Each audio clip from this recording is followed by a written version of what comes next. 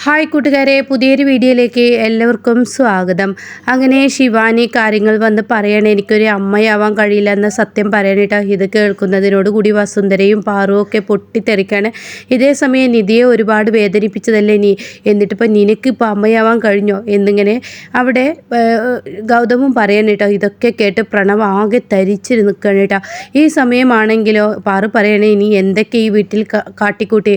എൻ്റെ മകൻ നിന്നെ വിവാഹം കഴിച്ചത് നീ അവനെ വലയിൽ വീഴ്ത്തിയാണ്, അല്ലാതെ നീ എൻ്റെ മകന് ഒരു കുഞ്ഞിന് ജന്മം നൽകാൻ കഴിയാത്തൊരു സ്ത്രീയാണെങ്കിൽ ഇനി നീ ഈ വീട്ടിൽ നിൽക്കണ്ട എന്ന് പറയണ്ട. അത് കേൾക്കുന്ന വസുന്ധരയും പറയുന്നത് ശരിയാണ്, ഈശ്വരമംഗലത്ത് ഒരു അവകാശി വേണം, അതിനു വേണ്ടിയാണ് നിന്നെ ഇങ്ങോട്ടേക്ക് കല്യാണം കഴിച്ചത്. ഗൗതം പറയുന്നതിൽ അർത്ഥമുണ്ട് എന്ന് പറയണ്ട. ഈ സമയം നിധിയാണെങ്കിൽ ഒരുപാട് നീ എന്നെ വേദനിപ്പിച്ചിട്ടുണ്ട്, അതിനുള്ള ശിക്ഷയാണ് നിനക്ക് ഈശ്വരൻ തന്നത്.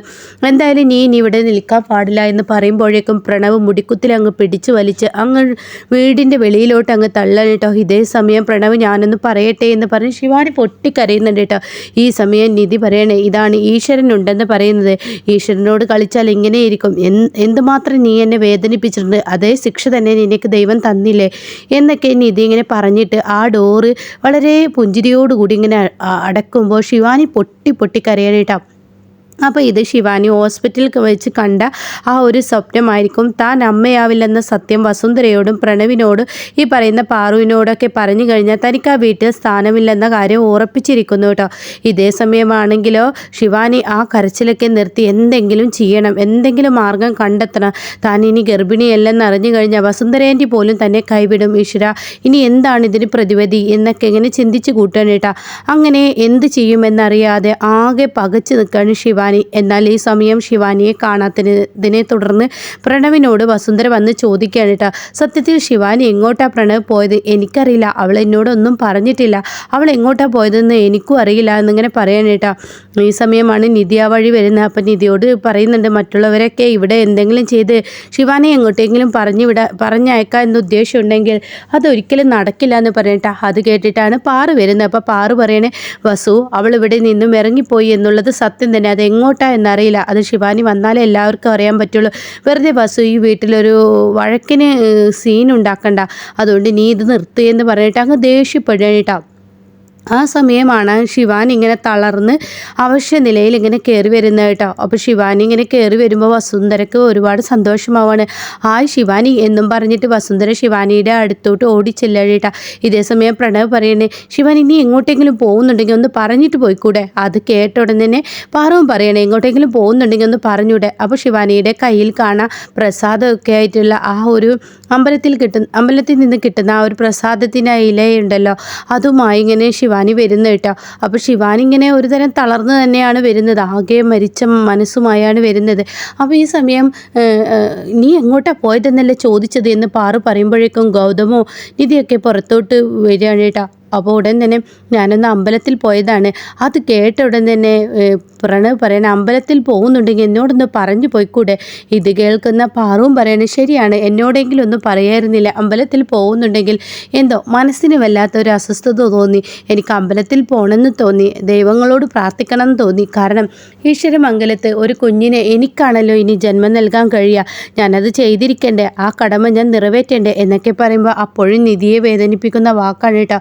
ഈ സമയം വാസു പറയണേ, നീ എങ്ങോട്ട് വേണമെങ്കിലും പോയിക്കോ, ദൈവങ്ങളുടെ അനുഗ്രഹമൊക്കെ നല്ലത് തന്നെ, പക്ഷെ ഒന്ന് പറഞ്ഞിട്ട് പോവുമായിരുന്നെങ്കിൽ മറ്റുള്ളവർക്ക് ഇത്രയും ടെൻഷൻ ഉണ്ടാവില്ല, നിനക്കൊന്ന് പറഞ്ഞു പോവുകയായിരുന്നെങ്കിൽ ഇത്രയും ടെൻഷൻ ആയിരുന്നില്ല എന്നൊക്കെ ഇങ്ങനെ പറയുമ്പോൾ ഉടൻ തന്നെ ഇങ്ങനെ ശിവാനി ഇങ്ങനെ തളരുന്നത് പോലെയുള്ള ഒരു സീന് കാണിക്കുന്നുണ്ട് കേട്ടോ. അതായത് ശിവാനിക്ക് ഒരു തളർച്ച പോലെ. ഈ സമയം പ്രണവ് ചോദിക്കുക, എന്താ ശിവാനി നിനക്ക് പറ്റിയത്, എന്താണ് നീ കാര്യം പറ എന്നിങ്ങനെ പറയുമ്പോൾ, എന്തെന്നറിയില്ല, ഞാനിന്ന് പുറത്ത് പോയത് മുതൽ എനിക്ക് വളരെ തളർച്ചയാണ്, എനിക്ക് തീരെ സുഖമില്ല, എന്തോ ശരീരം വല്ലാതെ തളർന്നു വരുന്നു. അത് കേട്ട ഉടനെ തന്നെ, എന്താ നിനക്ക് ശരീരത്തിന് തളർച്ചയോ? അത് കേൾക്കുന്ന ശിവാനി പറയാം, എനിക്ക് ശരീരം വല്ലാതെ തളരുന്നു, എന്താണെന്ന് അറിയില്ല എന്നൊക്കെ ഇങ്ങനെ വീണ്ടും പറഞ്ഞു തുടങ്ങുമ്പോൾ, തലചുറ്റിലുണ്ടോ എന്നിങ്ങനെ പാറു ചോദിക്കുകയാണ് കേട്ടോ. ഉണ്ട് എന്ന് പറയണേ. അപ്പോൾ ശിവാനി ഇങ്ങനെ തളർന്ന് ഇങ്ങനെ നിലത്തോട്ട് വീഴുന്ന ആ ഒരു സീൻ ഇങ്ങനെ കാണിക്കുന്നുണ്ട്. അപ്പോഴേക്കും പ്രണവ് തൻ്റെ കൈകളിൽ ശിവാനിയെ പിടിക്കുകയാണ്. ശിവാനി ശിവാനി എന്ന് പറയുന്നുണ്ട്. അപ്പോഴേക്കും അവിടെ വസുന്ധരയും ശിവാനി നിനക്ക് എന്ത് പറ്റിയെന്ന് പറയാണ്. അങ്ങനെ നിധിയും ഓടി വരികയാണ്. എന്താ ശിവാനി, എന്താ നിനക്ക് പറ്റിയത്, കാര്യം എന്താണെങ്കിലും പറയാമെന്ന് പറഞ്ഞ് എല്ലാവരും ഇങ്ങനെ വിളിക്കുകയാണ് കേട്ടോ. ഈ സമയം ശിവാനി പറയാണ്, ഇന്ന് രാവിലെ മുതൽ എനിക്ക് എന്താ തല ചുറ്റുന്നത് പോലെ വല്ലാതെ തോന്നുന്നു, വളരെ തല ചുറ്റലും അതുപോലെ തന്നെ എനിക്ക് ഈ പറയുന്ന എനിക്ക് എന്ന് പറയുമ്പോഴേക്കും അവിടെ പാറു ചോദിക്കുകയാണ്, അല്ല നിനക്ക് ഇനിയിപ്പോൾ വോമിറ്റിംഗ് ഉണ്ടോ, അതായത് ഛർദ്ദിക്കാൻ വരുന്നുണ്ടോ, മനം പെരട്ടുന്നുണ്ടോ എന്നൊക്കെ ചോദിക്കുമ്പോൾ ഉടൻ തന്നെ ആ ഉണ്ട് എന്ന് പറയട്ടെ. ആ അപ്പോൾ എൻ്റെ മോള് ഗർഭിണിയാണെന്ന് പറയട്ടെ. ഹൈ വാ ഹടാ, ഞാൻ വിചാരിച്ചത് തന്നെ നടന്നു, ഇവർ അത് പറഞ്ഞു, ഞാൻ വിചാരിച്ചത് തന്നെ പറഞ്ഞു എന്നിങ്ങനെ ചിന്തിക്കുകയാണ്. ഈ സമയം വസുന്ധര ചിരിച്ചും കൊണ്ട് എന്താ ഈ പറഞ്ഞത്, തലചുറ്റലും വോമിറ്റിങ്ങും ഉണ്ടെങ്കിൽ വിശേഷമുണ്ടെന്നാ? അതെ വിശേഷമുണ്ട്. അപ്പോൾ ഇവൾ ഗർഭിണിയാണോ?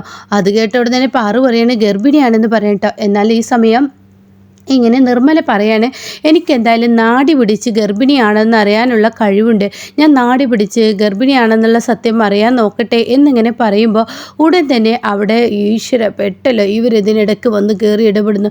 ഇനി ഇവർ നാടി പിടിച്ച് ഞാൻ ഗർഭിണിയല്ലെന്ന സത്യം ഇവരെല്ലാവർക്കും മുന്നിൽ വെളിപ്പെടുത്തി കഴിഞ്ഞാൽ തീർച്ചയായും ഞാൻ പെട്ടുപോകും, ഇനിയിപ്പോൾ എന്ത് ചെയ്യുമെന്നിങ്ങനെ ഒരു ആശങ്കയിൽ ഇങ്ങനെ നിൽക്കുകയാണ് ഇവിടെ ശിവാനി. അപ്പോൾ നിർമ്മലയോട് പാറു പറയണേ, നിനക്ക് അതിനുള്ള ആ ഒരു ഇതുണ്ടോ? ഉണ്ട്, എന്നാൽ ഞാൻ ചെക്ക് ചെയ്യട്ടെ എന്ന് പറഞ്ഞിട്ട് നിർമ്മല ഇങ്ങനെ ശിവാനിയുടെ അടുത്തോട്ട് വരിക. അപ്പോൾ പാറു പറയുന്നുണ്ട് ചെക്ക് ചെയ്യുക. അപ്പോൾ വസുന്ധരയ്ക്കും അതേ അഭിപ്രായത്തിൽ തന്നെയാണ്, വസുന്ധര ചെക്ക് ചെയ്തോട്ടെ. അപ്പോൾ പ്രണവിനും അങ്ങനെയൊക്കെ തന്നെയാണ് കേട്ടോ.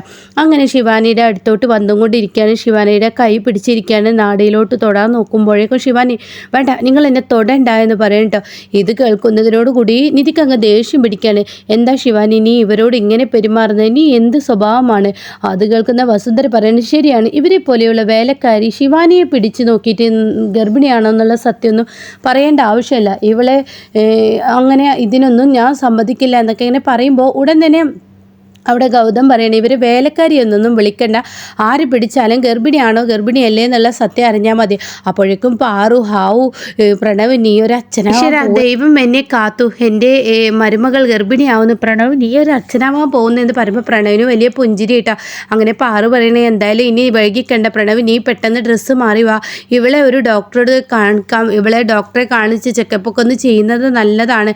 അപ്പോഴേക്കും പാറു പറയുന്നുണ്ട്, നിധി നീ ഒന്ന് വായോ, നീയും കൂടെ വായോ, ഇവളെ കൊണ്ടുപോവല്ലേ, നീയും വായോ എന്ന് പറയുമ്പോൾ വസുന്ധര പറയണേ, അപശകുനത്തെ കൊണ്ടുപോകാതിരിക്കുക നല്ലത്, നല്ലൊരു കാര്യത്തിന് ഇറങ്ങുമ്പോൾ അപശകുനം മുന്നിലുണ്ടെങ്കിൽ അതെന്തായാലും പിന്നീട് നിറവേറില്ല, അതുകൊണ്ട് ഹോസ്പിറ്റലിലോട്ടാണ് പോകുന്നത്, ഇവൾ ഗർഭിണിയാണോ അല്ലേ എന്നുള്ള സത്യം തിരിച്ചറിയണമെങ്കിൽ അവിടെ പോകണ്ടേ, നമ്മുടെ ഉള്ളിലെ സംശയങ്ങളല്ലേ നമ്മൾ പറഞ്ഞത്, അപ്പോൾ അപശകുനം പിന്നാലെ പോവാതിരിക്കുക നല്ലതെന്ന് പറയട്ടെ. ഇത് കേൾക്കുന്ന ഗൗതമിനും ശരിക്കും സങ്കടമാവാണ്, നിധിക്കും സങ്കടമാവാണ് കേട്ടോ.